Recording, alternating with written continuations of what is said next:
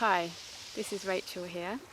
So today we're going to go over how to train and prepare to put weight in the hands, body weight in the hands, and this will also prepare you for Chaturanga. So first of all, we need to make sure that we can get the hands really flat on the mat. So you want to spread the fingers and place the hands onto the mat, and they need to be shoulder width apart. So if there's any compression or collapsing in the collarbones, you want to try and spread them apart and then place the hands wide enough apart that you can keep this space across the collarbones, and that way your shoulders will operate more fully and easily because you'll have this space. Now we want the hands to remain flat down on the floor, so we can take a few breaths and press down fully with the exhale. So using the exhale with a little sound in the back of the throat. If you haven't been over the videos or watched the videos where I show the breath, you can click the link up above or just go back to one of the previous videos and check that out. But basically you need the hands to be very firm onto the floor, and if you have any gaps or your fingers are a bit lazy, lifting up, buckling, particularly at the knuckles here, these two anchor points which are really important, these points need to actually press down, and that will support you all the way up through the arm. So hands flat, and if you're having difficulty with that, I'll put a video up next time on how to flatten the hands and really ground them properly. Okay, so from here we're going to start to turn the crease of the elbow to the front of the yoga mat. So this movement here, as I roll the arms this way, is called external rotation of the upper arm or the humerus. And then as I exhale, I'm going to keep the hands super flat on the ground so they won't lift, and start to bend the elbows down. And you notice that the line of my arms is pretty parallel, so I'm not sticking my elbows out like this. If your elbows are sticking out like that, it just means you need to externally rotate some more. And then that way the elbows will be moving back behind you and down towards the floor. So that's the exhale. And then as I inhale, I'm coming up. So the lungs are full at the top of the movement, and the lungs are empty at the bottom of the movement.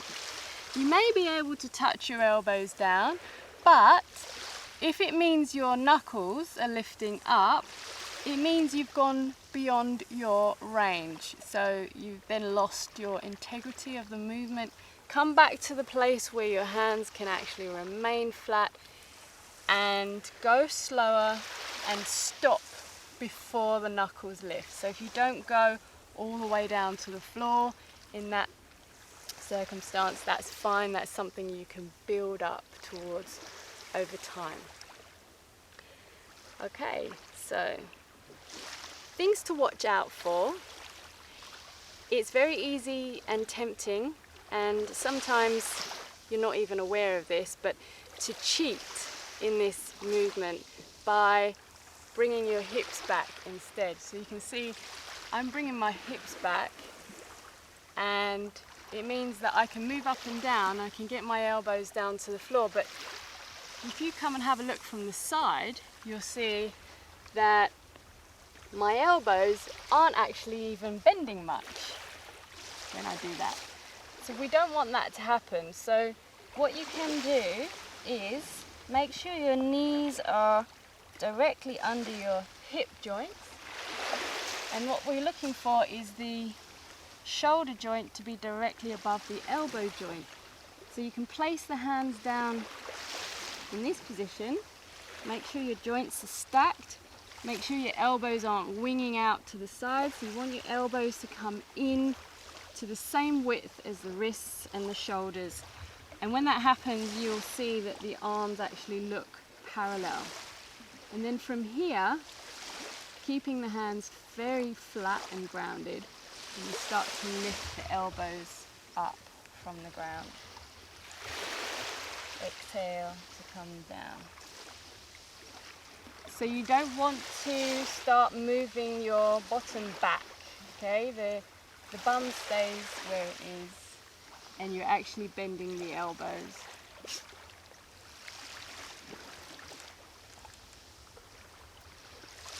And if you're finding it a little bit challenging to keep your hands down, you can actually get your friend to stand on your hands, and that will help you to keep them down.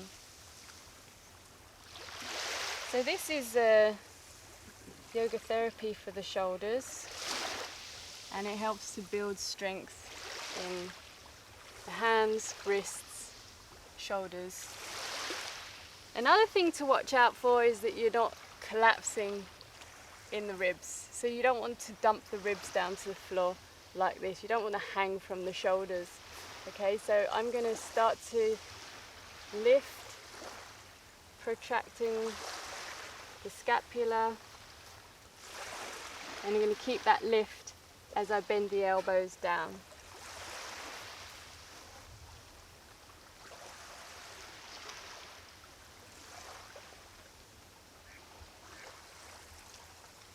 So you don't want to hang here or arch here. You want to stay in that nice supported shape. Okay, and then you can have a rest in child's pose, extended child's pose, or full child's pose, like so. This gives a chance to fully relax the shoulders. You can see my arms just literally hanging and resting from the shoulder joint. So you actually get full relaxation in the shoulders in child's pose like that. Okay, so during the next video I'm going to show you how to build that towards Chaturanga, and also how to really get the hands flat in preparation for that, as it starts to make you bear more body weight into the hands, because you don't want to hurt your wrists when you do that. So keep practicing and see you next time.